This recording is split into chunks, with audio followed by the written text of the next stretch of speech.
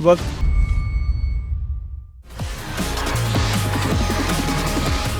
بسم اللہ الرحمن الرحیم، السلام علیکم۔ پوڈ کاسٹ ایٹ 5 کے ساتھ آپ کا میزبان طلحہ انور حاضر خدمت ہے۔ تحریکیں جنم لیتی ہیں قربانیوں سے، اور قربانیوں کے پیچھے ہوتے ہیں افراد جو کہ اپنا لہو دے کے کسی بھی تحریک کو زندہ رکھتے ہیں۔ دنیا بھر میں جنم لینے والی تحریکوں کے پیچھے نظریہ بھی ہوتا ہے اور لوگوں کی قربانیاں۔ پاکستان میں بھی ایک ایسی تنظیم کا وجود جس کا نام MQM ہے، اس کے اندر بہت سے لوگوں نے اپنا لہو دیا۔ اس لہو دینے کے ساتھ ساتھ لوگوں نے قید و بند کی صعوبتوں کو بھی سہا، اور ساتھ ہی ساتھ جب امر اور سمر کا وقت آیا تو اس کے ساتھ کون کون کھڑا رہا۔ اس پورے موضوع پہ آج بات کرنے کے لیے ہمارے ساتھ موجود ہیں MQM پاکستان کے رکن سابق وزیر بلدیات سندھ محترم جناب محمد حسین۔ السلام علیکم۔ وعلیکم السلام۔ کیسے ہیں جناب؟ ٹھیک ٹھاک جی، اللہ کا بڑا شکر ہے۔ Welcome to the podcast at 5۔ Thank you. Hussain بھائی، سب سے پہلے تو ہم آپ کے بہت شکر گزار ہیں کہ آج آپ ہماری اس پوڈ کاسٹ میں تشریف لائے۔ یہ بتائیں حسین بھائی، اس وقت کیا پوزیشن ہے MQM پاکستان کی، اور سیاسی سرگرمیاں کس حد تک آپ لوگ لے کے منظرنامے پہ نظر آ رہے ہیں؟ سب سے پہلے طلحہ بھائی، آپ کا بہت بہت شکریہ کہ آپ نے مجھے اپنے پوڈ کاسٹ میں بلایا، اور جو میرے خیالات ہیں، جو میرے نظریات ہیں، ان کو عوام تک پہنچانے کا آپ ذریعہ بنیں۔ آج کل تو جو صورتحال ہے ملک کی، اندرونی اور بیرونی سیاست اس وقت ملک میں چل نہیں رہی ہے، سیاست ہو نہیں رہی ہے، بلکہ حکومتیں چل رہی ہیں، حکومتیں ہو رہی ہیں، اور پھر ملک کے اندر یعنی اندرونی اور بیرونی جو خطرات ہیں ان سے نمٹنے کے لیے ریاستی ادارے، حکومت اور عوام یکجان ہو کر اس سے نبرد آزما ہے۔ تو میں یہ سمجھتا ہوں کہ ابھی سیاست نہیں ہو رہی ہے، بلکہ ابھی ملک کو بچانے کی کوششیں، کاوشیں ہو رہی ہیں۔ جب یہ سیاست کرنے کا وقت آئے گا، الیکشن آئے گا، تو تمام سیاسی پارٹیاں عوام میں جائیں گی اپنے اپنے سلوگنز لے کے، اپنے اپنے کارکردگی لے کے، تو پھر عوام اس وقت یہ ڈیسائیڈ کرے گی کہ کس کو ووٹ دینا ہے، کس کو ووٹ نہیں دینا۔ تو روٹین کی بھی جو سیاست ہوتی ہے، آج کل کوئی روٹین کی سیاست نہیں ہو رہی، اور جس طرح میڈیا کو اپنا کردار ادا کرنا چاہیے، میڈیا بھی اس طرح کھلے دل کے ساتھ، کھلے ہاتھوں کے ساتھ میڈیا بھی اپنا کردار ادا نہیں کر پا رہا۔ حسین بھائی، بالکل درست ترجمانی کی آپ نے اس وقت ملک اور شہر کے حالات کی۔ جب یہ شہر جاگتا تھا تو لوگ بسکون سوتے تھے۔ آج اس شہر کے اندر امن و امان کی صورتحال دگرگوں ہے۔ اس شہر کے اندر روزگار کی صورتحال ان لوگوں کے لیے تو شاید ہے کہ جو اس کے شہر میں ہجرت کر کے آ رہے ہیں دوسرے شہروں سے یا دوسرے صوبوں سے، لیکن جو کراچی کا مقامی ہے وہ روزگار کے حصول کے لیے پریشان کیوں ہیں؟ دیکھیں طلحہ بھائی، یہ پوری دنیا میں یہی ایک طریقہ کار ہے کہ جو بیرون شہر سے روزگار کے لیے، کام کاج کے لیے آتے ہیں، تو ان کی جو پوری توجہ ہوتی ہے وہ اپنے کام کاج پہ ہوتی ہے، ارننگ کے اوپر ہوتی ہے، کہ یار ہم آئے ہیں یہاں کمانے، اور ہم یہاں سے جتنا کم وقت میں زیادہ سے زیادہ کما سکتے ہیں وہ کما کے اپنے عزیز و اقارب کو، اپنے اہل خانوں کو بھیجیں۔ یہی کچھ اس کراچی کے ساتھ ہو رہا ہے۔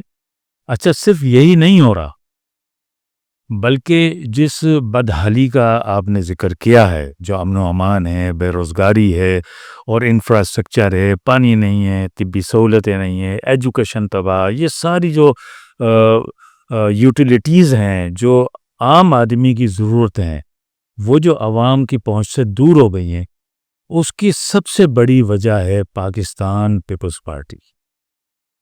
اگر پاکستان پیپلز پارٹی اقتدار میں نہیں ہوتی تو پھر یہ ہمارے شہر کراچی کا یہ حال نہیں ہوتا۔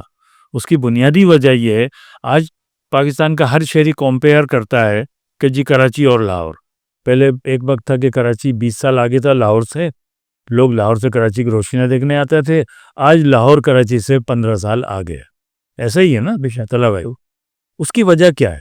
اس کی وجہ یہ کہ جو پنجاب میں جو برسر اقتدار آتا ہے، صوبائی حکومت آتی ہے، وہ لاہور کو اور پنجاب کو آن کرتے ہیں. گزشتہ اب یہ 18واں بجٹ آ رہا ہے سندھ حکومت کا، کنٹینیو 18 سال کی حکومت. یہ نہ کراچی کو آن کرتے ہیں نہ سندھ کو آن کرتے ہیں. ہر سال کا جو بجٹ ہے وہ اگر وہ کراچی کو آن کرتے تو کراچی کو اس کا جائز حق دیتے. بات یہیں خالی صوبائی حکومتوں پہ نہیں رکتی ہے، بلکہ اس سے آگے وفاق کی طرف بھی جاتی ہے. وفاق نے بھی وہ کراچی شہر جو مور دین 70% ریونیو وفاقی حکومت کو دیتا ہے، اور وہ شہر جو صوبائی حکومت کے ایکسچیکر میں یعنی خزانے میں 99.5% دیتا ہے. طلبہ بھائی، لوگ کہتے ہیں 90%، کوئی کہتا ہے 94%، میں کہتا ہوں 99.5% ہم اس خزانے میں دیتے ہیں، سندھ کے خزانے میں. تو وفاقی حکومتیں کسی کی بھی رہی ہوں، سوائے پرویز مشرف صاحب کے علاوہ جو بھی حکومتیں رہیں، انہوں نے کراچی کو اس کا حق نہیں دیا.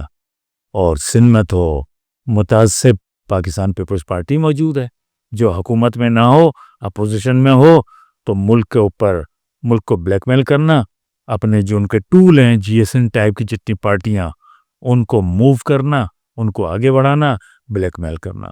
اور جب اقتدار میں ہوں تو کون یعنی ریاست کے تمام اداروں کا کون سا آفیسر ہے جو یہ نہیں جانتا کہ سندھ میں کرپشن کہاں کہاں اور کتنی ہو رہی ہے، لیکن ان کے خلاف کسی قسم کی کارروائی نہیں. تو جو کراچی کو آن نہیں کر رہا ہے وہ منصفانہ بجٹ پیش نہیں کر رہا ہے، کراچی کو اس کا جو ڈیو شیئر ہے اس میں اس کو منصفانہ حق نہیں دے رہا ہے. شہر چل رہا ہے، بس لوگ گھروں میں ہیں تو پرسکون ہیں، گھروں سے باہر نکلتے ہیں تو ان کا سکون غارت ہے. نہ انفراسٹرکچر ہے، نہ ٹرانسپورٹ ہے، نہ طبی سہولتیں ہیں، نہ پانی ہے. یعنی کون سی ایسی چیز ہے جو حکومت وقت کراچی کے شہریوں کو فری آف کاسٹ دے رہی ہو؟ بھائی آپ ہم سے ٹیکس لیتے ہو نا، ہم آپ کو ہزاروں ارب روپے کما کے دیتے ہیں، ٹیکس کی شکل میں دیتے ہیں. آپ عوام کو دے کیا رہے ہو؟ آپ نے عوام سے تعلیمی سہولیات جب چھین لیں تو لوگوں نے پرائیویٹ اسکولوں میں پڑھانا شروع کر دیا. آپ نے طبی سہولیات لوگوں سے چھین لی تو private doctors, private laboratory, private hospitals کے رم و کرم پر لوگ آ گئے. آپ نے کراچی کے اندر جو لا اینڈ آرڈر کی سچویشن ہے، لوٹ مار اور جو بے روی جو کچھ بھی سڑکوں پر گلیوں میں ہو رہا ہے، جب اس کو آپ نے آؤٹ آف کنٹرول کر دیا، آپ نے اس سے اپنی توجہ ہٹا لی، تو جن کے پاس پیسے ہیں جو افورڈ کر سکتے ہیں انہوں نے سی سی ٹی وی کیمرے بھی لگائے، انہوں نے اپنے لیے گھروں پر کاروبار پر گارڈز بھی لگائے. پانی ان کی پہنچ سے دور ہو گیا، لوگوں نے پانی خرید کے پینا شروع کر دیا. الیکٹرسٹی کا فقدان ہوا، لوگوں نے پہلے یو پی ایس کا سہارا لیا، پھر سولر پر آ گئے، وغیرہ وغیرہ. اسی طریقے سے ٹرانسپورٹ کا نظام ایک وقت تھا، میں کل ہی کسی سے بات کر رہا تھا کہ 80s کے اندر کراچی کا کے ٹی سی تھی، کراچی ٹرانسپورٹ کارپوریشن، ہزاروں بسیں کراچی میں چلتی تھی، پوری کراچی کے اندر. کون سا ایسا علاقہ تھا جہاں پر وہ بسیں نہ چلتی؟ وہ سب بڑے آہستہ آہستہ اس کو سب تباہ برباد کر دیا.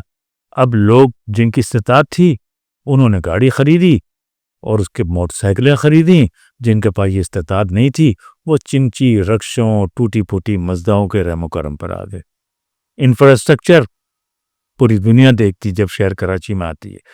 تو طلعہ بھائی، ہر کام کے پیسے کراچی والے دے رہے ہیں. کوئی چیز ان کو آئین پاکستان کے جتنے بھی آرٹیکلس ہیں حقوق انسانی کے، ایک آئین کا آرٹیکل پر عمل نہیں ہو رہا، کسی پر عمل نہیں ہو رہا. تو یہ پیسہ جا کہاں رہا ہے؟ تو وہ جو سب جگہ داستانیں ہیں لوٹ مار کی، کرپشن کی، وہ اس میں سارا پیسہ جا رہا ہے. اچھا حسین بھائی، آپ لوگ اگر اپنی سیاسی جدوجہد کی بات کریں تو مشرف رجیم کے بعد، بی بی شہید کی وفات کے بعد جو حکومت آئی پیپلز پارٹی نے بنائی، وفاق میں 20 صوبوں کے اندر بھی وہ اکثریتی جماعت تھی، آپ لوگ بھی اس کے حصے دار بنے، 7 سے لے کے 13 تک آپ ان کے اتحادی رہے، اس میں نشیب و فراز آئے، سرد و گرم چلتے رہے، لیکن وہ جو عرصہ آپ لوگوں نے گزارا، اس کیا آپ لوگ سمجھتے ہیں کہ وہ آپ کی غلطی تھی یا آپ کو مجبور کیا گیا تھا ان کا اتحادی بننے پہ، یا آپ آج اس وقت کو یاد کر کے افسوس کرتے ہیں؟ طلبہ بھائی دیکھیں، بہت سارے ادوار میں ایم کیو ایم وفاقی اور صوبائی حکومتوں کا حصہ رہی ہے، بہت سارے ادوار میں. ہم 88 میں ہم نے جوائن کیا پاکستان پیپلز پارٹی کو، 90 میں نون لیگ کے ساتھ چلے گئے، 97 میں پھر یہ جتوئی اور ان کے ساتھ ہم چلے گئے، 2002 میں پرویز مشرف صاحب کے ساتھ چلے گئے، 2008 میں پیپلز پارٹی کے ساتھ چلے گئے، خان صاحب کے ساتھ چلے گئے. اچھا، یہ کوئی ایسی اتفاقیہ تھوڑی یہ ساری چیزیں ہوئی ہیں. حکومت میں جانا، حکومت سے نکلنا یا نہ جانا، یہ پارٹی کا اپنا ایک فیصلہ ہوتا ہے. اور پھر ایم کیو ایم جو متحدہ قومی موومنٹ پاکستان، اس نے ہمیشہ اقتدار میں جانے کا فیصلہ ہو، اقتدار سے نکلنے کا فیصلہ ہو، اپوزیشن میں بیٹھنے کا فیصلہ ہو یا سڑکوں پر آنا ہو، باقاعدہ اپنے ورکر، اپنے عہدیدار اور اپنی عوام سے رابطہ کر کے کئی مہینوں تک علاقے ان کے ساتھ رابطہ کر کے، چھوٹی چھوٹی میٹنگیں کر کے، باقاعدہ ان سے مشاورت کر کے، ان سے رائے لینے کے بعد یہ سارے فیصلے کیے. اچھا، اب بہت سارے لوگ اس کو تنقیدی نظریے سے بھی دیکھتے ہیں کہ بھئی ایم کیو ایم جس کو برا والا کہتی ہے اس کے ساتھ پھر اقتدار میں چلی جاتی ہے. طلعت بھائی، اس میں آپ کو بتاؤں کہ ہم کبھی بھی اپنے یا اپنی پارٹی کے فائدے کے لیے اقتدار میں نہیں گئے. دیکھیں، جب ہم عوام کے حقوق کی بات کرتے ہیں نا، تو عوام کے حقوق کے حصول کا ذریعہ ایوان ہے، اقتدار ہے.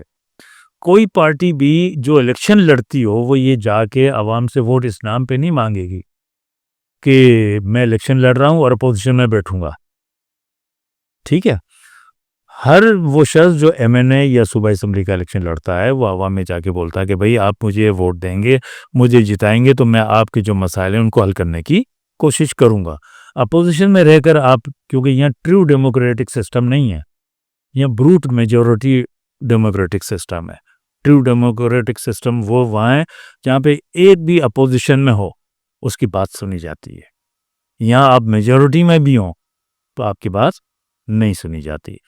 تو عوام کے مسائل کو حل کرنے کے لیے بار بار حکومتوں میں جاتے رہے کہ بھئی ان کے ساتھ بیٹھتے ہیں، کچھ نہ کچھ تو عوام کے مسائل حل ہوں گے.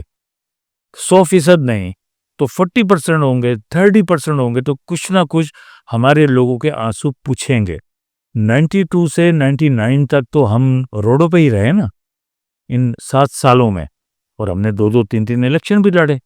92 کا لڑا، 93 کا لڑا، 97 کا الیکشن لڑا، لیکن اس میں کیا رہا؟ اسٹریٹ کی لڑائی رہی. ٹھیک ہے نا، حقوق کی جدوجہد رہی، جلسے جلوس، مظاہرے، احتجاج، یوم سوگ، یہ ساری چیزیں، کارکنان شہید ہو رہے ہیں، عوام میں ہلاکتیں ہو رہی ہیں، ایک علاقہ چھوڑ کے دوسرے علاقے میں ٹرانسفر ہو رہے ہیں، شفٹ ہو رہے ہیں. یہ پورے 9-10 سال یہ جدوجہد رہی. اب اس کو مزید اور عرصے تک جاری نہیں رکھا جا سکتا. تو پرویز مشرف صاحب آئے، ان کے ساتھ ساری چیزیں طے ہوئی، ڈسکس ہوا، اور اس میں وہ واحد ایک گورنمنٹ ہے جس میں ہم باقاعدہ حکومت کی، ہم نے یعنی حکومت کا باقاعدہ ایک اختیار کے ساتھ، پاور کے ساتھ اس حکومت میں رہے. میں بلدیات کا منسٹر تھا، میرے پاس 5 ڈپارٹمنٹ تھے، لوکل گورنمنٹ تھا، ہاؤسنگ اینڈ ٹاؤن پلاننگ تھی، سندھ کچی آبادی اتھارٹی، رورل ڈیولپمنٹ اور ایک اسپیشل ڈیولپمنٹ. اس پورے ٹینور میں میری ٹیبل سے 300 ارب روپے کے ترقیاتی کاموں کی فائلیں گئی ہیں ان 5 سالوں میں. تو اس گورنمنٹ میں جا کے پھر لوگوں نے دیکھا کہ پورے شہر کے اندر سڑکیں بھی بن رہی ہیں، فٹ پاتھ بھی بن رہے ہیں، انڈر پاسز بھی بن رہے ہیں، فلائی اوورز بھی بن رہے ہیں، پارکس بھی بن رہے ہیں، پلے گراؤنڈ بھی بن رہے ہیں. ہر جو ڈیولپمنٹ جس سطح کی ہو سکتی تھی وہ ساری ہم نے اس پیریڈ میں. مگر حسین بھائی معذرت کے ساتھ، یہ جو ترقیاتی کام تھے یہ عوامی فلاح و بہبود کے منصوبے ضرور تھے، مگر اسی مشرف دور میں جس میں آپ لوگ طاقتور بھی تھے، با اختیار بھی تھے، گورنر بھی آپ کا تھا، میئر بھی آپ کا تھا، اور سارے ادارے آپ کے پشت سے ہاتھ ملا کے کھڑے ہوئے تھے. آپ لوگ کراچی کو ایک بااختیار شہر کیوں نہیں بنا پائے؟ آپ کراچی سے کوٹا سسٹم، سندھ سے کوٹا سسٹم کو کیوں نہیں ختم کرا پائے جب آپ کی ہر بات مان لی جاتی تھی؟ اس معاملے پہ آپ نے آواز کیوں بلند نہیں کی؟ دیکھیں اس وقت جو لوکل گورنمنٹ سسٹم تھا، جو پرویز مشرف صاحب کے ٹائم پر ہماری مشرف سے بنا لوکل گورنمنٹ آرڈیننس 2002 وہ بنا، وہ نیچے تک اس کے ذریعے یو سی تک اختیارات تھے. جب بھی یو سی لیول پر بھی کام ہو رہے تھے نا، سارے ٹیکس کلیکشن بھی اور انفراسٹرکچر کے ڈیولپمنٹ کے اخراجات بھی وہ یو سی لیول پر تھے. اور اس کے ساتھ ساتھ یعنی جتنے ادارے تھے ہم نے ان سب کو مستحکم کیا، چاہے وہ کے ایم سی کو مضبوط کیا، واٹر بورڈ کو مضبوط کیا، اور اسی طرح لیاری ڈیولپمنٹ، کے ڈی اے، اور آپ کا یہ سندھ بلڈنگ کنٹرول اتھارٹی، اس ٹائم بلڈنگ کنٹرول اتھارٹی تھا، ملی ڈیولپمنٹ، یہ سارے جتنے ادارے تھے. اسی طرح حیدرآباد کا واسا ہو، 7 ڈیولپمنٹ اتھارٹی ہو، لاڑکانہ ڈیولپمنٹ اتھارٹی ہو، ان سب کو ہم نے مستحکم کیا، ان کو اپنے پیروں پہ کھڑا کیا کہ یہ سندھ کی ایڈ کے بغیر، حکومت سندھ کی سپورٹ کے بغیر بھی یہ عوام کی خدمت کر سکے، اور جو اس وقت کے اداروں نے کر کے دکھائے. جہاں تک بات رہا طلبہ بھائی کوٹا سسٹم کا، یہ بڑی بات ہوتی ہے، بہت سارے لوگ اس کی بات کرتے ہیں. دیکھیں کوٹا سسٹم کا جو زہر ہے، یہ جس دور میں گھولا گیا، مجھے اتنی طویل داستان میں جانے کی ضرورت نہیں ہے. ہم کیوں نہیں کر سکے؟ دیکھیں پرویز مشرف صاحب کے ساتھ خالی ہم نہیں تھے، ہماری 18-19 ایم این اے تھے 342 کے ایوان میں، باقی تو دوسرے تھے نا سارے، ان کی بھی تو سپورٹ تھی پرویز مشرف صاحب کو. پورے اندرون سندھ کے جتنے بھی سندھی ایم این اے تھے ان کی بھی سپورٹ تھی، پنجاب کے ایم این اے سب کی سپورٹ تھی. جب بھی فیڈرل گورنمنٹ رن کر رہی تھی 5 سال اس نے رن کیا. تو جب کبھی بھی ہم نے کوٹے سسٹم کی بات کی ہے، کوٹے سسٹم کے اوپر جو دیگر لوگ ہیں، کیونکہ ہمارے پاس میجورٹی کبھی نہیں رہی اور کبھی آئے گی بھی نہیں، نہ وہاں کبھی میجورٹی آئے گی اس سسٹم میں، نہ سندھ میں ہمارے پاس کبھی میجورٹی آئے گی. اور جب آپ کے پاس میجورٹی نہیں ہوگی آپ کوٹا سسٹم ختم نہیں کر سکتے. آپ سندھ کا جو بجٹ ہے وہ منصفانہ ہم نہیں دے سکتے، ٹھیک ہے نا. یہ سب کس وقت یہ ساری چیزیں ہوں گی؟ اب میں وہ بات کہنے جا رہا ہوں جو میں اپنی پارٹی کو بھی قائل کر چکا تھا 2016 میں. صوبہ ہوگا کراچی سے لے کے میرپور خاص تک، جب تک سندھ کے شہریوں کے لیے علیحدہ صوبہ نہیں ہوگا تو سندھ کے اوپر باہر سے آئے ہوئے لوگ حکمرانی کرتے رہیں گے. کراچی پر بھی حکمرانی کریں گے، حیدرآباد پر بھی حکمرانی کریں گے. اس وقت کراچی کے ساتھ جو سلوک ہو رہا ہے طلبہ بھائی، ایک تھا نا کالونائزیشن ایکٹ برٹش امپائر کے دور میں، وہ جاتے تھے کسی ایک خطے کو فتح کرتے تھے، قبضہ کرتے تھے، غلبہ کرتے تھے، وہاں سے وہاں کی ساری جو آمدنی تھی، دولت تھی، سب کچھ تھی، لوٹ کر اپنے علاقوں میں لے کر جاتے تھے، اور وہاں کے لوگوں کو بے سر و سامانی میں روکتے تھے، ٹھیک ہے، رول کر رہے تھے. وہ ہمارے ساتھ یہی ہو رہا ہے. ہر سال ہزاروں ارب روپے کراچی سے جاتے ہیں پورے پاکستان میں، کراچی میں خرچ نہیں ہو رہا ہے. صوبے کے حوالے سے مہاجر صوبے کی آپ نے بات کی، مگر ہم دیکھتے ہیں کہ قومی اسمبلی کے اندر ہزارہ صوبے کی قرارداد پیش کی جاتی ہے، اس کی آپ لوگ تائید و حمایت کرتے ہیں. آپ کے جو لیڈر آف دی پارلیمانی لیڈر تھے آپ کے، انہوں نے بہاولپور صوبے کی بات بھی کی، مگر اس کے باوجود آپ لوگوں کی اس فراخ دلی کے مظاہرے کو اگنور کرتے ہوئے جب بھی آپ لوگوں نے صوبے کی بات کی، اس کو ملک دشمنی کہا گیا، اور اس کو کہا گیا کہ یہ آئین پاکستان یا ہماری دھرتی ماں کے خلاف غداری ہے. اس موضوع پہ آپ کیا کہنا چاہیں گے؟ دیکھیں طلبہ بھائی، سب سے پہلے تو میں یہ کہوں کہ ہم نے کبھی بھی مہاجر صوبے کی بات نہیں کی. ہم نے بات کی کہ سندھ کے اندر کم از کم 2 یا 3 صوبے بننے چاہیے انتظامی بنیادوں پر، جس میں ایک انتظامی بنیاد صوبے کی یہ ہو سکتی ہے کہ کراچی سے لے کے میرپور خاص تک، ٹھیک ہے، ایک صوبہ یہ ہو سکتا ہے، دوسرا لاڑکانہ صوبہ ہو سکتا ہے، تیسرا اس طرف دریا سندھ کی اس طرف ہو سکتا ہے. اور ہم نے تو یہاں تک بات کی کہ پنجاب میں جتنے ڈویژنز ہیں، ڈویژن کی بنیاد پر آپ انتظامی صوبے بناتے، اس لیے کہ جتنا بڑا یہ شہر کراچی ہے اس سے کم آبادی کے سینکڑوں ممالک ہیں، اور آئین پاکستان اس کی اجازت دیتا ہے۔ آئین میں صوبے بنانے کی باقاعدہ پورا ایک پروسیجر دیا ہوا ہے۔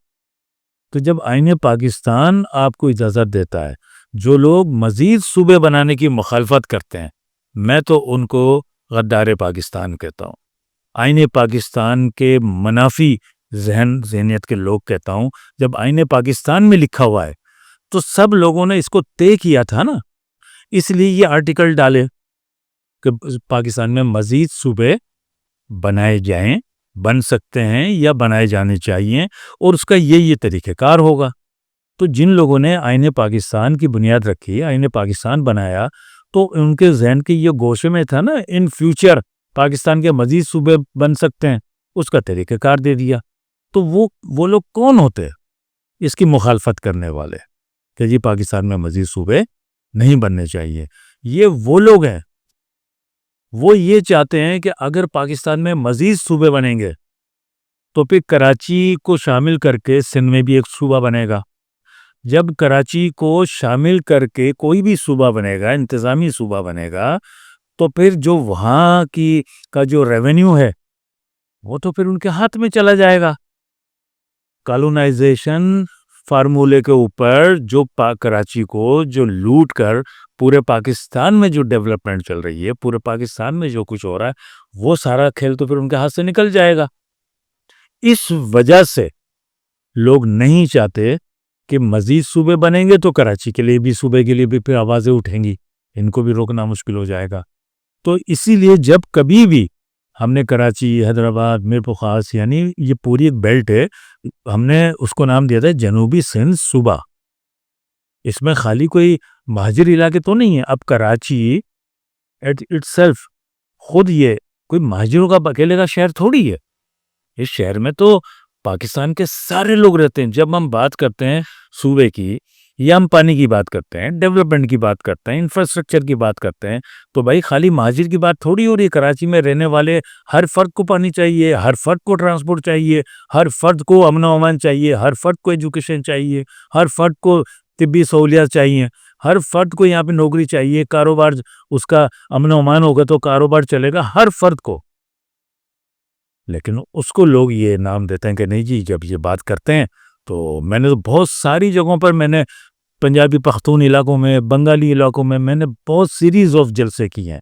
وہاں پہ ان لوگوں سے میں نے سوال کیا، پوچھا میں نے لوگوں سے، جب میں منسٹر تھا، آپ کو پانی مل رہا ہے؟ نہیں۔ تو بھائی جب ہم پانی کی بات کرتے ہیں تو پھر آپ کی بھی بات ہوئی نا۔ کراچی میں جو پانی کی لائنیں چل رہی ہیں، کیا اس پہ لکھا ہوا ہے کہ اس لائن سے پانی خالی ان لوگوں کو دیا جائے گا؟ جتنی شاہراہیں ہم نے 300 ارب روپے لگا کے under passes, fly over, bridges, park, یونیورسٹیاں، کالج، یہ سب جو بنایا، کیا اس کے اوپر لکھا ہوا ہے کہ اس میں مہاجر پڑھیں گے؟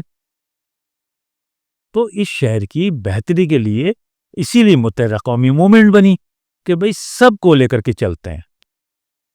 خالی مسائل کا شکار خالی مہاجر نہیں ہے، مسائل کا شکار تو سارے ہی لوگ ہیں، پورے پاکستان کے لوگ ہیں۔ 98% جو آبادی ہے وہ سارے ہی مسائل کا شکار ہیں۔ جاگیرداروں، وڈیروں، سرمایہ داروں، ان لوگوں نے قبضہ کیا ہوا ہے نا سارا۔ ان سے نکالنا تھا، ان سے جان چھڑانی تھی۔ اور جب یہ مڈل کلاس 98% لوگ، جس طرح کراچی، حیدرآباد، میرپور خاص، نواب شاہ سکر سے لوگ جیت کر آئے تھے، غریب مڈل کلاس کے لوگ، اس طرح جس دن پورے پاکستان سے مڈل کلاس لوگ جیت کر ایوانوں میں آ جائیں گے تو پھر بجٹ بھی عوامی بنے گا، وہاں جو بھی قانون سازی بھی عوامی ہوگی، قراردادیں بھی عوام کے مفادات میں پاس کی جائیں گی۔ پھر وہ نہیں ہوگا کہ کسی کی مشہوری کے لیے، کسی کو خوش کرنے کے لیے یہ قرارداد لے آؤ، یہ بل لے آؤ، یہ لے آؤ۔ ابھی تو یہ سارا چل رہا ہے۔ اچھا حسین بھائی، آپ جس جماعت کو ریپرزینٹ کرتے ہیں وہ یہ دعویٰ کرتی ہے کہ ہم 98% مظلوم، محکوم، پسے ہوئے لوگوں کی آواز ہے، مگر اس وقت جو زمینی حقائق ہے وہ یہ بتاتے ہیں کہ آپ کی پوزیشن ایک ٹول کے طور پہ نظر آتی ہے۔ آپ کو کہا جاتا ہے کہ فیڈرل گورنمنٹ میں حصہ بن جائیے، آپ پچھلے ٹینیور میں بھی ان کا ساتھی بن کے پیش رہے، پھر شاید کسی کے کہنے پہ ان سے الگ بھی ہو گئے، یہ نئی گورنمنٹ بنی اس کے بھی آپ اتحادی بن گئے غیر مشروط طور پہ، اور آپ نے کچھ منسٹری بھی حاصل کر لی۔ کیا اس ساری سہولیات جو آپ نے اس دور حکومت میں حاصل کی. کیا آپ سمجھتے ہیں کہ اس سے کراچی یا حیدرآباد یا شہری علاقوں جن کا آپ مقدمہ لڑ رہے ہیں آج، ان کا مسئلہ آپ کسی حد تک حل کرنے میں کامیاب ہو سکے؟ دیکھیں 100% تو کبھی بھی نہیں. ہم نے کبھی 20% کر لیا ہوگا, کبھی 25% کر لیا ہوگا, کبھی 30% کر لیا ہوگا. دیکھیں طلحہ بھائی, میں آپ سے ایک سوال پوچھتا ہوں کہ جب ہمیں گورنمنٹ کی آفر آتی ہے, آپ کو میں تھوڑا سا ماضی کی طرف لے جاؤں. 1988 میں ہم نے پاکستان پیپلز پارٹی کے ساتھ معاہدہ کیا. 56 نکاتی معاہدہ تھا. ہم نے کوئی گن پوائنٹ پہ رکھ کے ان سے معاہدہ کیا تھا. ایک انڈرسٹینڈنگ ڈیولپ ہوئی نا کہ بھائی آپ ہمارے ساتھ چلیں گے, ٹھیک ہے, ہم آپ کی جو بھی مطالبات ہیں ان کو پورا کریں گے. ہم نے 56 نکاتی وہ مطالبہ ان کے سامنے ڈاکومنٹ رکھا, انہوں نے ایکسیپٹ کر لیا. اس کے بعد کیا ہونا چاہیے تھا؟ ان کو اس پہ عمل کرنا چاہیے تھا, ترقی کے سفر بڑھنا چاہیے تھا. نہیں کیا. ہم نون لیگ کے ہم نے 18-20 مہینے صبر کیا, نہیں کیا. پیپلز پارٹی نے ایک اس کے نقطے پر عمل نہیں کیا. 90 میں ہمیں پتا تھا ہم جس دن ان کے ساتھ ہٹیں گے ان کی حکومت ڈھڑام سے نیچے کرے گی. ہم ہٹ گئے, ان کی حکومت ختم ہو گئی. 90 میں ہم چلے گئے پھر نون لیگ کے ساتھ. ان کے ساتھ 58 نکاتی وہ ہوا ایگریمنٹ سائن ہوا, انہوں نے بھی نہیں کیا. انہوں نے الٹا 1992 بلکہ 91 میں حقیقی بنوا دی ہماری پارٹی کو توڑنے کے لیے, اور پھر 1992 کو ہمارے خلاف آپریشن شروع کر دیا. یہ دو ادوار یہ ہو گئے. پھر 93 کے الیکشن ہوئے, ہم نے کوئی گورنمنٹ جوائن نہیں کی, ہم اپوزیشن میں رہے, تحریکی جدوجہد کرتے رہے حقوق کے لیے. پھر 98 کے اندر حکومت آئی نون لیگ کی, 90 آئے, سب سے ملے, ملاقات کی, اور سارا جو بھی تھا ہم ان کے ساتھ حکومت میں بیٹھ گئے کہ چلو کچھ عوام کے آنسو پوچھیں گے. نہیں, اگر میں غلط نہیں ہوں تو 93 کے بعد جو میاں صاحب کا جو اگلا ٹینیور آیا 97 اس میں غالباً آپ ان کے اتحادی تھے. صوبائی گورنمنٹ آپ نے بعد میں کنٹیسٹ کیا تھا الیکشنز. صوبائی میں ہم آئے تھے ان کے ساتھ, جتوئی صاحب لیا کر, جتوئی صاحب وزیر اعلیٰ تھے, میں خود ان کے ساتھ ایم پی تھا, بالکل ان کے ساتھ ہم تھے. اس کے بعد پھر 99 میں ہمارے خلاف سلسلہ شروع ہو گیا. 99 میں دوبارہ سے پکڑ دگڑ وہ سارا سلسلہ. اس میں خود بھی دوبارہ پھر تیسری مرتبہ گرفتار ہوا, پھر 2.5 سال جیل رہا. وہاں سے آئے, پھر پرویز مشرف صاحب نے نیگوسیشن ہوئے, سارے کچھ ہوئے. تو صرف پرویز مشرف صاحب نے جو ہم سے وعدے کیے, جس طرح انہوں نے کہا کہ میں آپ کے ساتھ چلوں گا, کرایہ شہروں کو ڈیولپ کریں گے, آپ کے آنسو پہنچوں گا, انہوں نے سارا کچھ کیا. اس کے بعد جب 90 یہ آیا آپ کا 2008 پیپلز پارٹی ہوا, پیپلز پارٹی نے ہمیں اپنے ساتھ کنٹینیو رکھنے کے لیے مذاکرات کیے, ان کے ساتھ ایگریمنٹ ہوا, ان کے ساتھ چلتے رہے. آپ کو یاد ہے نا وہ دور, بالکل, جب ہم کہتے تھے ہم آج حکومت سے نکل رہے ہیں, وہ رحمان ملک لنڈن چلے جاتے تھے. ان کو پتا تھا کہ بھائی مجھے ان سے بات کرنے میں زیادہ آسانی لگتی ہے, ان کے ساتھ میں کمفرٹیبل رہتا ہوں. یہاں تو یہ سارے ایگریشن میں رہتے ہیں, بھائی ہمیں تو وہاں سے کہہ دیا جاتا ہے تو ہم تو ایگریشن میں آ جاتے ہیں نا کہ نہیں جی ہم نہیں کر سکتے کچھ بھی. وہ وہاں چلے جاتے تھے, ان سے وعدے وعید کیے, سب کچھ کیے. اچھا, اب ہمارے پاس بھی اس کے علاوہ دوسرا کوئی راستہ نہیں رہتا نا کہ اپوزیشن میں بیٹھ کے بالکل زیرو پہ چلے جاؤ, بالکل زیرو پہ چلے جاؤ, یا ان کے ساتھ چلتے ہوئے کچھ نہ کچھ عوام کو فائدے پہنچا دو. اس لیے ہم چلے جاتے تھے. اچھا, پھر اس والے دور میں سینسس ڈیو تھا, اور خانہ شماری ڈیو تھی, اور پھر کچھ معاملات ایسے چل رہے تھے, گینگ وار شروع ہو گیا تھا, لویا جرگہ شروع ہو گیا تھا شہر کے اندر. وہ ساری چیزیں شروع ہو گئی تھیں کہ یعنی ٹوٹل کہ کسی طرح قتل و غارت گری ہو, کچھ ہو. اس کو روکنے کے لیے بھی ہمیں حکومت میں رہنا پڑا کہ حکومت میں رہیں گے تو ان چیزوں کو اسٹریم لائن کر لیں گے, ورنہ پھر ہم اپنے اپنے علاقوں میں مورچے بنائیں, وہ اپنے علاقوں میں مورچے بنائیں, جنگ و جدل شروع. اچھا حسین بھائی, جس دور میں اس شہر یا اس ملک کے اندر انتہا پسندوں, دہشت گردوں کا نام لینے سے لوگوں کی زبان چلتی تھی, آپ کھل کے ان کے خلاف برملا اظہار خیال کرتے تھے اور جمہوریت کی بات کرتے تھے. اس وقت کے جو حاکم یہ وقت ہے آپ ان کے ساتھ کندھے سے مندہ ملا کے کھڑے تھے. خود آپ لوگوں نے بھی اس میں کچھ قربانیاں دیں, مگر اس کے باوجود کیا آپ نہیں سمجھتے کہ آپ کے اس اسٹانس کے باوجود آپ کو مقتدر حلقوں میں وہ پذیرائی یا وہ قدر و قیمت نہیں ملی کہ جس کے حامل آج دوسرے نظر آتے ہیں؟ دیکھیں اس میں آپ کی بات کسی قدر پازیٹیو بھی ہے، لیکن ہمارے ساتھ پرابلم یہ تھی کہ ہم سیاست کرنے نہیں آئے تھے. بات یہ طلب ہے کلیئر، سیاست کرنے نہیں آئے تھے، ہم آئے تھے حقوقی جدوجہد کرنے کے لیے. 1987 میں جب بلدیاتی الیکشن ہوئے، میں خود اس اجلاس میں تھا، ایم پی ہاسٹل کے اوپر اجلاس تھا. پوری رات چیدہ لوگوں کا ایک اجلاس ہوا ہے جس میں اس کے اوپر فیصلہ کرنا تھا کہ ہم الیکٹورل سسٹم کی طرف جائیں، پارلیمانی سسٹم کی طرف جائیں یا نہ جائیں. اس میں دلیلیں بھی تھی جانے کی بھی، اس میں نہ جانے کی. تو اس دن طے یہ ہوا کہ ہمیں پارلیمانی نظام کی طرف جانا چاہیے. اس کی جو سب سے اہم دلیل تھی وہ تھی کہ انٹرنیشنلی آپ کو ریکگنیشن کسی بھی سیاسی پارٹی کو جب ملتی ہے جب آپ پارلیمان کا حصہ ہیں. یعنی اگر آپ کہتے ہیں کہ بھئی پورا کراچی ہمارا ہے، پورا حیدرآباد ہمارا ہے، نواب شاہ ہمارا ہے، سکھر ہمارا ہے، چھوٹے چھوٹے ٹاؤن ہمارے ہیں، تو انٹرنیشنل کمیونٹی یہ آپ سے سوال نہیں کرے گی کہ بھئی جب اتنے بڑی تعداد میں لوگ آپ کے ساتھ ہیں، آپ ووٹ لیں، جیتیں، اسمبلیوں میں جائیں، وہاں اپنے حقوق کی بات کریں، وہاں سے ساری چیزیں کریں. یعنی الیکٹورل پروسیس کا حصہ بننے پہ آپ لوگ رضامند ہوئے. جی، تو اس میں یہ ہوا کہ بھئی پارلیمانی سسٹم چاہے بلدیاتی ہو، صوبائی ہو، قومی ہو، اس میں جانا چاہیے تاکہ وہ انٹرنیشنل جو تقاضا ہے وہ بھی ہم پورا کریں. کسی ٹائم کو جب ہمیں اس سے ہٹنا ہو تو ہم دنیا کو بتائیں کہ بھئی ہم نے یہ مرحلہ بھی پورا کر کے دکھایا ہے، بتایا ہے. یعنی کہ وہ جو انتخابی سیاست میں آپ لوگوں نے قدم رکھا وہ آزمائشی بنیادوں پہ رکھا تھا، آزمائشی بنیاد پہ ہم اس میں آئے. اور جس میں آپ لوگ ہر پریس گروپ کے نام سے لڑے تھے اور آزاد امیدوار تھے آپ کے. بلدیاتی اس میں ہم حق پرست گروپ سے آئے، پھر 88 میں بھی حق پرست گروپ سے آئے، 90 بھی حق پرست گروپ تھا ہمارا، اس کی بنیاد پر آئے.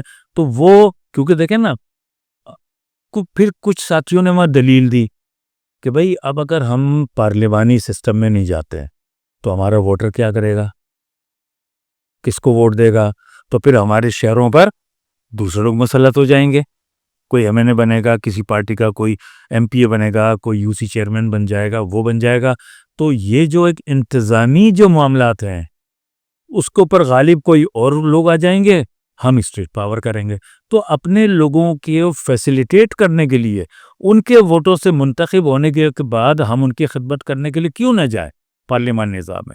یہ اس دن یہ 1987 بلدیاتی الیکشن لڑنے سے پہلے کی بات میں کہا، یہ اس دن یہ طے ہوا.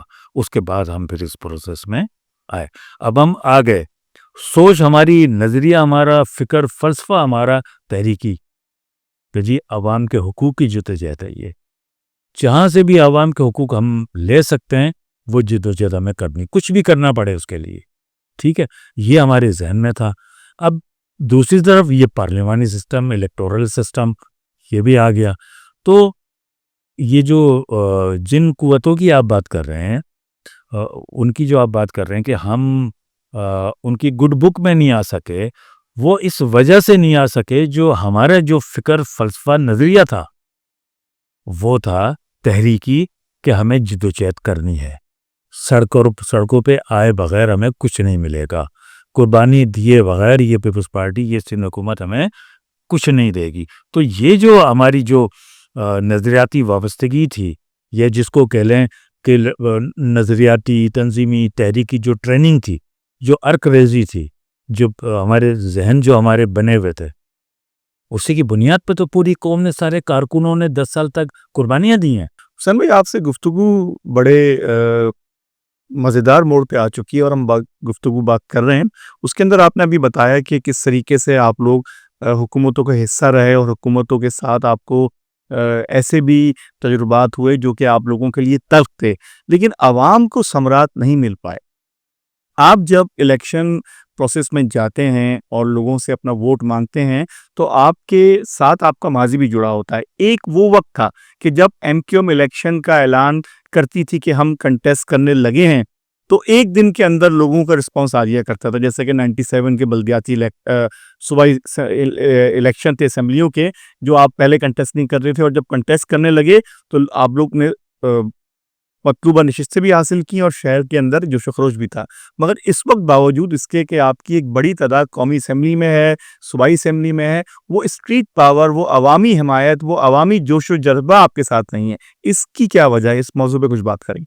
دیکھیں طلحہ بھائی, بات آپ کی بالکل 100% درست ہے. یہ ایک آپ اس کو ڈفرینشیٹ کر سکتے ہیں, ایک والا دور, ایک یہ والا دور. اس کی بنیادی وجہ یہ ہے کہ دیکھیں 22 اگست سے پہلے والی جو ایم کیو ایم تھی, یا جو دور تھا ایم کیو ایم کا,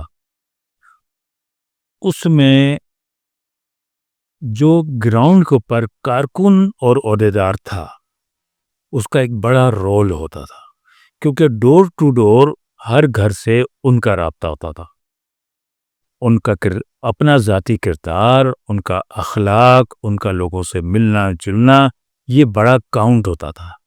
لوگ ان لوگوں کو عزت کی نگاہ سے دیکھتے تھے. باقاعدہ یہ کارکنوں کی تربیت ہوتی تھی کہ تم سفیر ہو ایم کیو ایم کے, تمہارا اپنا کردار اس لیول کا ہونا چاہیے کہ جب تم کسی کے پاس جاؤ, پیغام لے کے, میسج لے کے جب آپ جاؤ, تو لوگ دیکھ کر بولیں یار یہ جو لڑکا آ رہا ہے یہ اچھا لڑکا ہے, یہ یقیناً کوئی اچھی گفتگو کرے گا.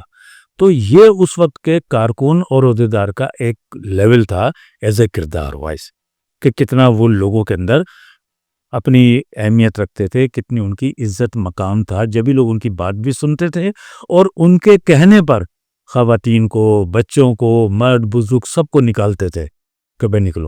اور دوسرا جو سب سے بڑا جو رول تھا وہ لیڈرشپ کا رول ہے. لوگ جنوبی سندھ جو صوبہ ہے نا, یہاں کیا کہتے ہیں شخصیت کی سیاست رہی ہے. قائد اعظم نے پاکستان بنایا تو اپنی شخصیت کی بنیاد پہ بنایا نا, یا ان کو پوری دنیا سے کوئی, ان کو تو ایڈ مل رہی تھی, ان کی جو پرسنالٹی تھی, شخصیت تھی, پھر ان کے ساتھ جو لوگ تھے ان کی شخصیت تھی نا, تو انہوں نے پاکستان بنا دیا اپنے سے کئی گنا طاقتور, ان سے لڑ کر سکھوں سے, ہندوؤں سے لڑ کے پوری قوم کو.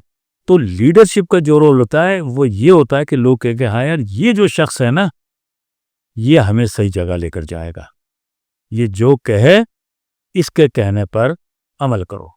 تو کارکن تو ٹول ہوتا ہے اس لیڈرشپ کا, جو اس کا سارا میسیج, اس کی ساری چیزیں لے کے عوام تک پہنچاتا ہے.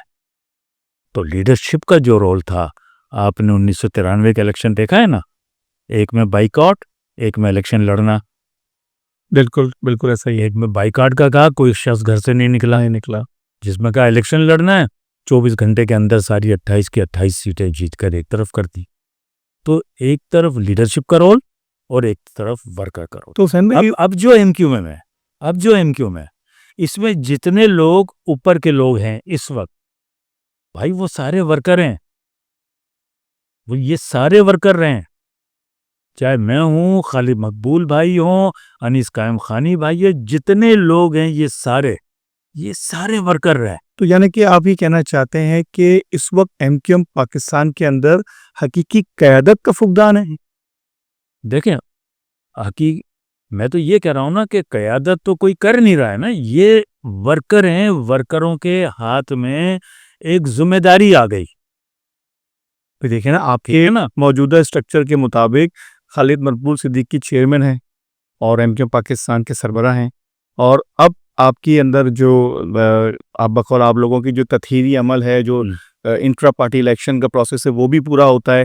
جو باقی دڑوں کا انضمام ہوا ہے پی ایس پی سے اور پی آئی بی سے, وہ بھی اب ایک نقطے پہ آ گیا ہے. تو کیا اس کے باوجود کیا آپ سمجھتے ہیں کہ وہ پوزیشن آپ کی نہیں ہے جو پہلے ماضی میں ہوا کرتی تھی؟ بھائی دیکھو نا طلحہ بھائی, میں تو کلیئر آپ کو کہہ رہا ہوں نا, یہ سارے ورکر تھے, سب ورکر تھے, پارٹی کے دیے ہوئے عہدے تھے. میں ایم پی تھا, منسٹر تھا, یہ پارٹی نے دیا.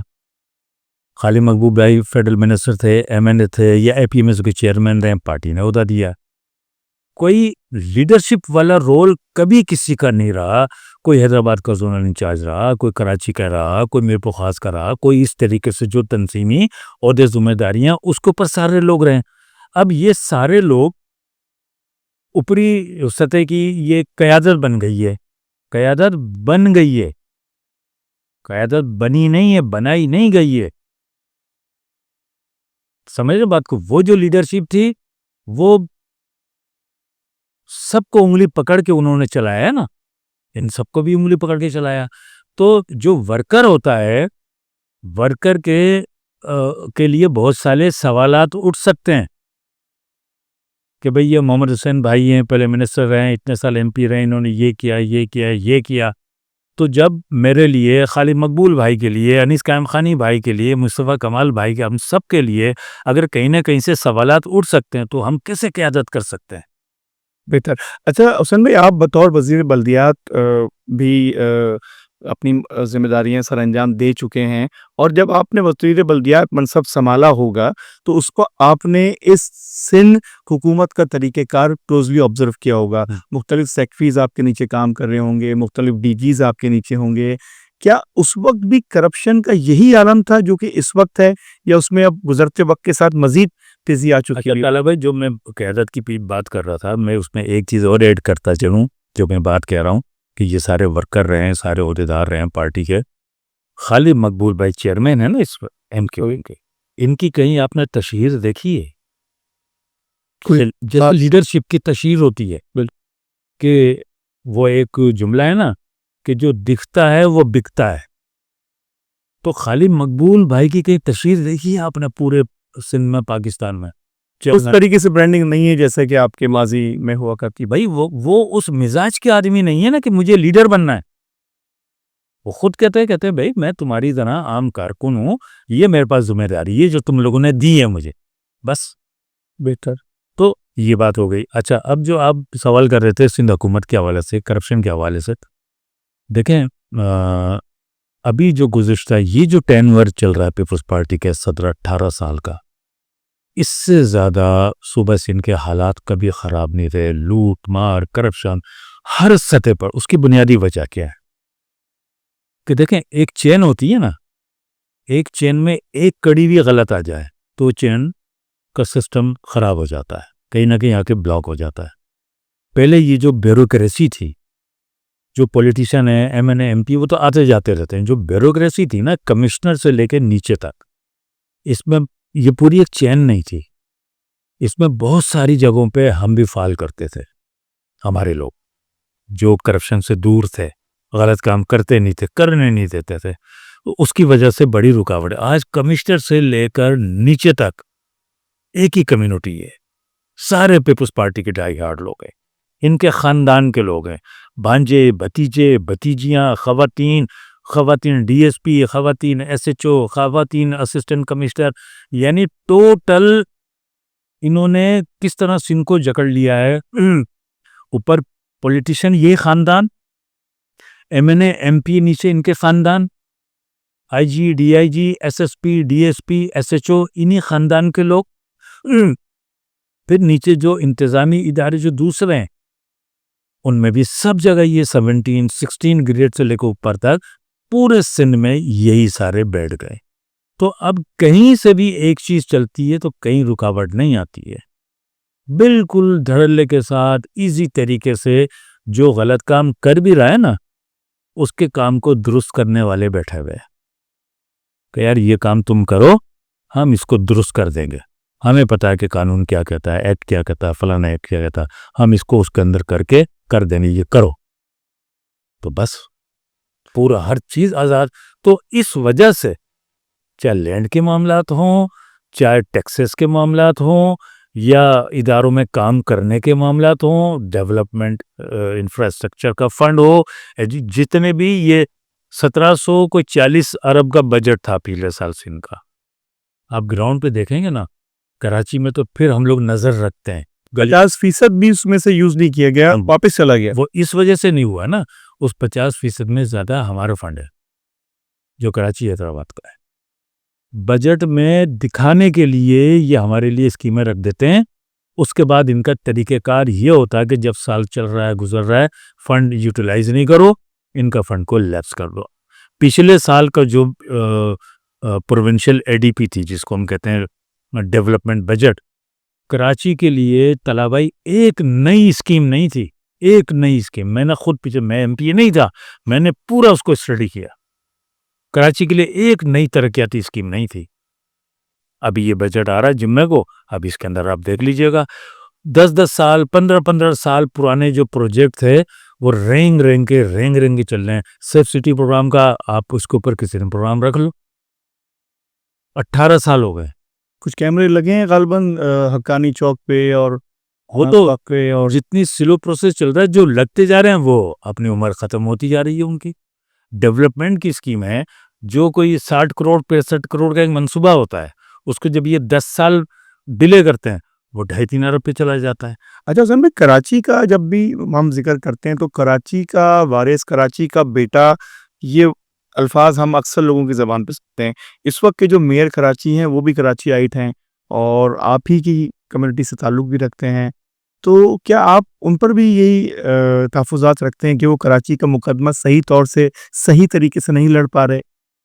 دیکھیں, میں نے شروع میں آپ سے کہا تھا کہ جو یہ سندھ حکومت ہے, یہ دیہی علاقوں سے منتخب ہونے والے لوگ ہمارے اوپر مسلط ہیں, ٹھیک ہے نا. انہوں نے کراچی کو اپنی کالونی سمجھا ہوا ہے. یہاں سے لوٹو اور اپنے گاؤں دیہاتوں میں لے جاؤ, اس کے بعد باہر ملکوں میں اپنے اربوں خربوں کی جائیدادیں بناؤ.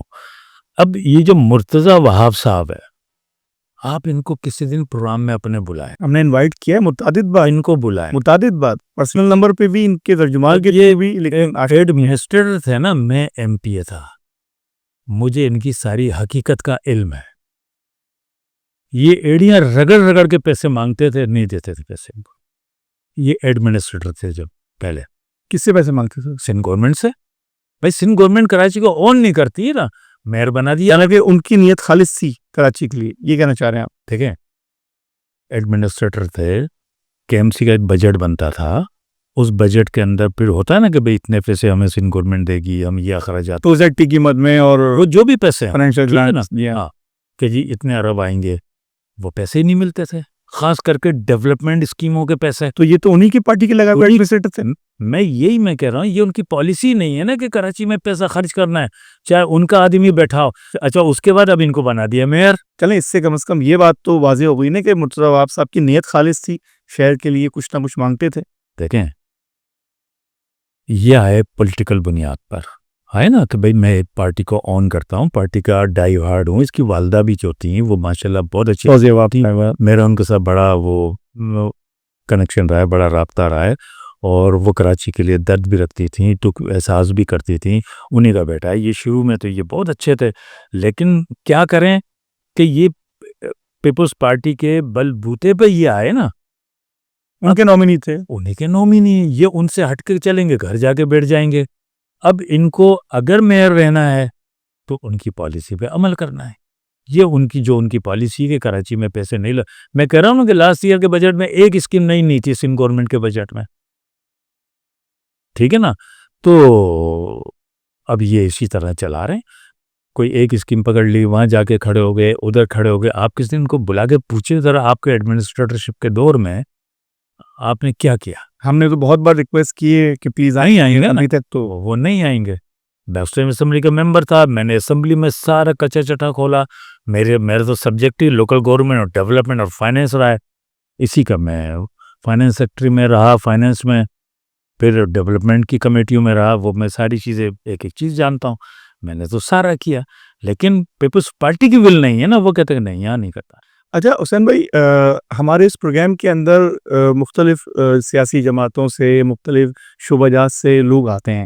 اس میں کچھ ایسے سیاسی لوگ بھی آتے ہیں جنہوں نے اپنی سیاسی جدوجہد کے حوالے سے جب ذکر کیا تو مجھے یاد آئی کہ ایک جدوجہد آپ لوگوں کی بھی تھی, اور آپ لوگ بھی جب اسیری اور قید و بند میں ہوتے تھے, روپوشی میں ہوتے تھے, تو وہ وقت جب آپ ہائیڈنگ میں تھے اور اس وقت آپ نے سیاسی سرگرمیاں جاری رکھی ہوئی تھیں, اس کے باوجود آپ کا ایک شہر میں, یعنی کہ آپ کی جماعت کا ایک نام ہوا کرتا تھا. آپ لوگ روپوشی میں ہائیڈنگ میں ہوتے ہوئے جب کہا کرتے تھے کہ کل ہڑتال ہے, تو شہر بند ہوا کرتا تھا. اور پھر ہم نے ایسا ٹائم بھی دیکھا کہ ہڑتال مشروط طور پہ ہونے لگی, یعنی کہ جس علاقے میں خدا نخواستہ آپ کا کوئی کارکن شہید ہوا ہے, صرف وہ علاقہ بند ہونے لگا. اور پھر یہ ٹائم بھی آیا کہ آپ کی ہڑتالوں میں شٹر اٹھانے لگے لوگ, پیٹرول پمپ کھلوانے لگے. آج پوزیشن میں جس میں آپ کا کارکن پچھلے دنوں ہی شہید ہوا ہے، آپ کی طرف سے کوئی ایسی کال نہیں آئی، کوئی طاقت، کوئی زور آزمائی آپ نے بالکل ہی یکساں طور پہ چھوڑ دی ہے؟ دیکھیے کیا اس کا مطلب ہم یہ سمجھیں کہ آپ نے اپنی طاقت سرنڈر کر دی ہے، لوگوں پہ آپ تکیہ کرنا بھول چکے ہیں، لوگوں کا آپ پہ اعتماد ختم ہو چکا ہے؟ دیکھیں طلعت بھائی،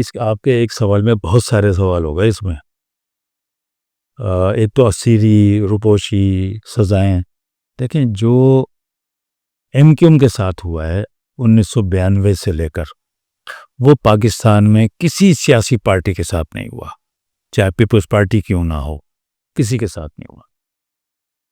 یعنی کون سا ایسا ظلم ہے جو مہاجروں کے ساتھ کراچی، حیدرآباد میں، پواد، نوابشاہ سکر میں، یعنی آبادیوں نے ایک ہی شہر کے اندر مائگریشن کی ہے، ایک ہی شہر کے اندر، کورنگی والے اورنگی والے لانڈی والے ملی، اس طریقے سے یعنی اتنی شدت کے ساتھ جو وہ ایم کیو ایم کو کچلنے کا سلسلہ جو چل رہا تھا، یہ کسی پارٹی نے نہیں دیکھا۔ میں خود جب جیل میں رہا ہوں، یہ لوگ آصف زرداری کی بات کرتے ہیں کہ جنہوں نے 12 سال جیل کاٹی ہے، مجھے پتا کیسے جیل کاٹی ہے، میں سب جانتا ہوں۔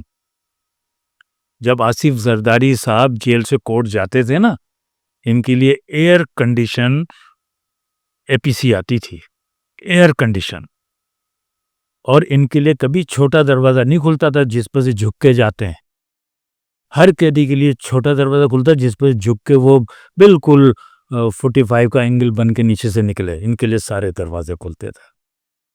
ان کے گھر کے ملازمین کے اوپر 144 188 کے مقدمات بنا کے ان کو جیل میں لایا گیا، ان کے لیے پورا ایک وارڈ کو ان کے لیے وی آئی پی وارڈ بنایا گیا جس کے اندر سارے لوازمات تھے، سوئمنگ پول تک تھا جیل کے اندر حضور۔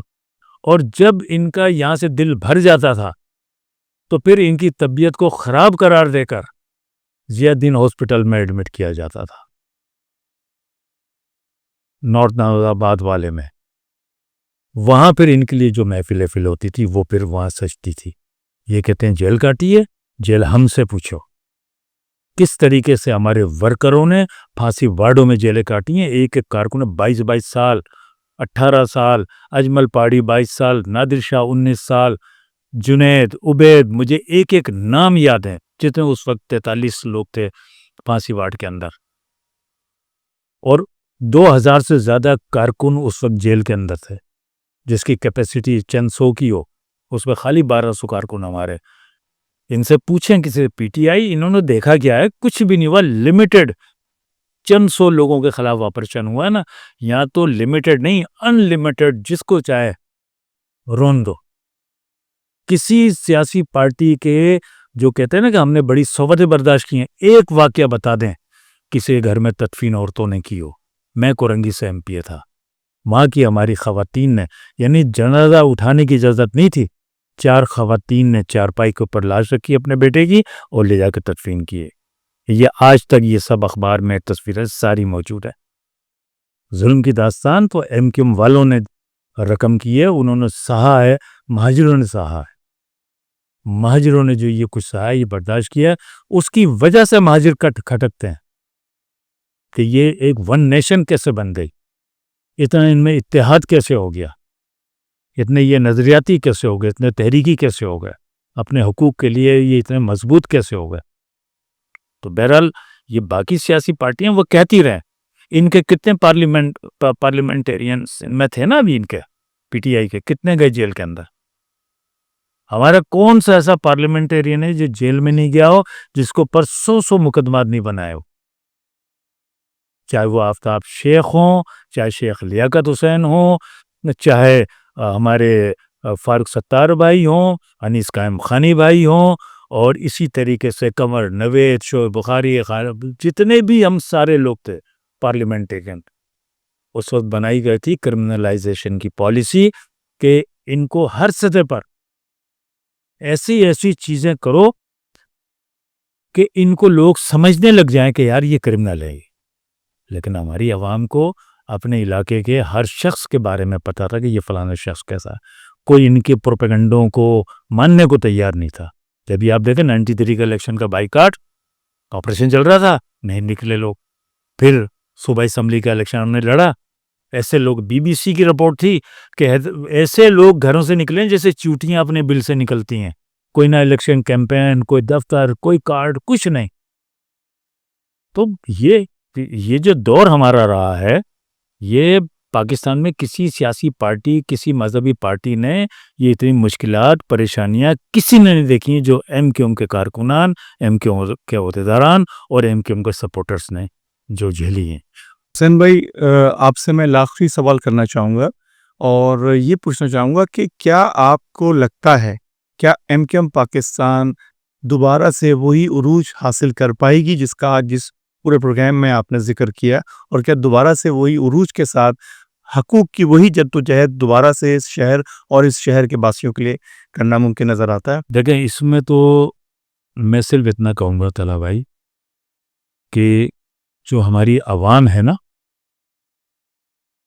شاید سندھ میں ہمارے سپورٹر ہوں, پاکستان میں ہمارے سپورٹرز ہیں, ان کی سلیکشن ضروری ہے. انہیں یہ سوچنا ہے کہ آج اگر کراچی, حیدرآباد میں پخاز, نو آبشار, سکھر, ٹنڈ اولیا, ٹنڈ اجام, یہ چھوٹے چھوٹے ٹاؤن کے لوگ جس بدحالی کا شکار ہیں اور جس سطح کا ان کے ساتھ 3rd ڈگری تو کہنا مناسب نہیں, کہ 4th ڈگری, 5th ڈگری کا جو سلوک روا رکھا جا رہا ہے, یہ ہماری عوام کو سوچنے کی ضرورت ہے کہ ہم اس سے کیسے نکلیں. نمبر 1, اور عوام کو یہ بھی سلیکشن کرنے کی ضرورت ہے کہ کون ہمارا ہے, کون ہمارا نہیں ہے.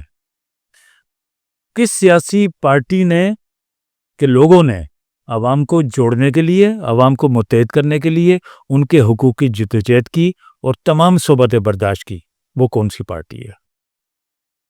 آج جو لوگ نئے لبادے اوڑھ کر, نئے لبادے پہن کر, اپنی شکلیں تبدیل کر کے عوام کے درمیان میں اگر آ جائیں اور عوام اگر ان کی باتوں میں آ کر ان کو ووٹ دے دیں, تو پھر ایم کیو ایم کی کیا ضرورت رہتی ہے؟ پھر ایم کیو ایم کی ضرورت ہی نہیں ہے. ایم کیو ایم کیوں اسٹرگل کرے پھر؟ اگر عوام ہی سمجھنے کو تیار نہ ہو تو یہاں میں عوام سے کہوں گا کہ پلیز, میں ان عوام کے لیے میسج چھوڑ رہا ہوں جنہوں نے ہمیشہ ایم کیو ایم کے لیے قربانی دی, عوام کے لیے ایم کیو ایم کے لیے جدوجہد کی, ایم کیو ایم کو سپورٹ کیا, جانی طور پر بھی, مالی طور پر بھی, وقتی طور پر بھی. میں ان کے لیے یہ میسج دے رہا ہوں, خدا را اپنے حق کو پہچانیں, اپنے لوگوں کو پہچانیں, کون آپ کا ہے, کون آپ سے مخلص ہے, کون آپ کے لیے جدوجہد کرتا رہا ہے اور کون آپ کے لیے جدوجہد کرے گا. ان کو اپنا بنائیے, ان کو اپنے ساتھ لے کے چلیے, ان کا ساتھ دیجیے. تو انشاءاللہ تعالیٰ طلب ہے جو آپ نے سوال کیا نا کہ عوام نکلے کیسے, عوام نکل جائے گی. اس بھنور سے ہم نکل جائیں گے. پہلے بھی تو ہم نے نئی جدوجہد شروع کر کے اس بھنور سے نکلے تھے, ہم نکل جائیں گے. لیکن عوام کے لیے یہ بہت ضروری ہے کہ ان کی سلیکشن. بہت خوب. پی ٹی آئی یہاں سے جیتی, جیسے بھی جیتی, میں اس پہ نہیں جا رہا ہوں. مور دین 50% لوگ سارے کہاں کے تھے؟ کسی اور صوبے کے لوگ تھے نا جو یہاں سے لڑ رہے تھے. کوئی لینڈ گریبر تھا, کوئی کانٹریکٹر تھا, کوئی کیا تھا. جو لوگوں نے ووٹ دیے ہوں یا نہ دیے ہوں, وہ جیسے بھی ایم این ایم پی بن گئے, اسمبلی میں جب نظر آتے تھے تو لوگ دیکھتے تھے نا کہ یار یہ عمل عوام ہماری نہ کرے. بہترین. محمد حسین صاحب نے آج جس گفتگو کا برملا اظہار کیا, اس سے ہم یہ بات سمجھتے ہیں کہ جب عوام یکجا ہو جائے اور اپنے حقوق کے لیے نکل پڑے تو اس کو کوئی طاقت نہیں روک سکتی. ہمارا معاشرہ, ہمارا یہ ملک اس بات کا متقاضی ہے کہ ہم اس ملک کے لیے اپنی جدوجہد کو دوبارہ سے زندہ کریں, پاکستان کے لیے بات کریں. ہم بے حد شکر گزار ہیں جناب محمد حسین کا, جو کہ آج تشریف لائے ہمارے پروگرام میں, اپنے قیمتی وقت سے, اپنے تجربات سے ہمارے تمام سننے والوں, دیکھنے والوں کو مستفید کیا. اور ہم امید کریں گے کہ نشست ہم بہت جلد دوبارہ بھی منعقد کریں گے. بہت بہت شکریہ طلحہ بھائی, اور عوام کے لیے بھی میرا سلام ہے. اور باقی ساری باتیں تو میں اپنی عوام سے اپنے لوگوں سے کر چکا ہوں، اور انشاءاللہ تعالیٰ مجھے دوبارہ موقع ملا تو میں اپنی عوام کے لیے مزید میں گفتگو کروں گا۔ میں کوئی روایتی سیاستدان نہیں ہوں، ایک مڈل کلاس سے میرا تعلق رہا ہے۔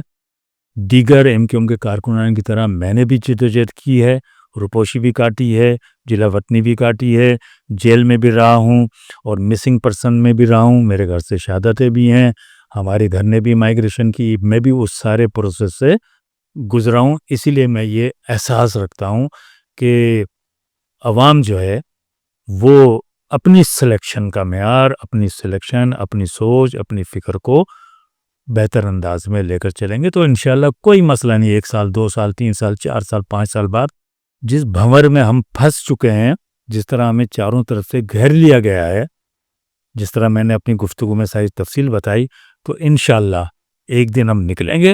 اور میں جو ہماری ینگ جنریشن ہے، جو 18 سال 19 سال 20 سال 21 سال 22 سال کے جو نوجوان ہیں، میں ان کے بزرگوں سے بھی میری یہ ریکویسٹ ہے کہ خدا را ان کو اپنی قربانیوں سے آگاہ کریں کہ ہم نے پاکستان بنایا تو پاکستان کے لیے کیا قربانی دی، پھر اندرون مشرقی پاکستان سے 71 میں لوگوں نے ہجرت کی، کیا قربانیاں دیں، پھر اندرون سندھ میں بھٹو کے ٹائم پر جو کچھ ظلم و ستم وہاں مہاجروں کے ساتھ کیا گیا، انہوں نے مائیگریشن کی کیا قربانیاں دیں، اور ایم کیو ایم جب 1984 میں بنی، ایم کیو ایم اے پی ایم ایس او بنی 1978 میں، اس کے بعد مہاجر عوام نے، ہماری عوام نے اس ایم کیو ایم کو دوام بخشنے کے لیے جو قربانیاں دی، اس سے بھی آگاہ کریں تاکہ ہمارے نوجوانوں کو جب یہ ساری تفصیلات کا علم ہوگا تو وہ پھر سامنے آنے والوں کے حساب سے فیصلہ نہیں کریں گے، وہ اپنی ماضی کی جو جد و جہد قربانیاں اس کو سامنے رکھ کر فیصلہ کریں۔ تھینک یو ویری مچ سر۔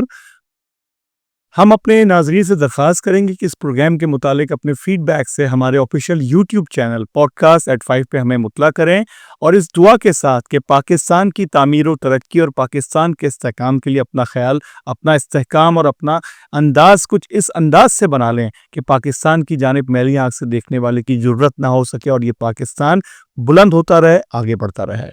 اپنا خیال رکھیں۔ پاکستان زندہ باد۔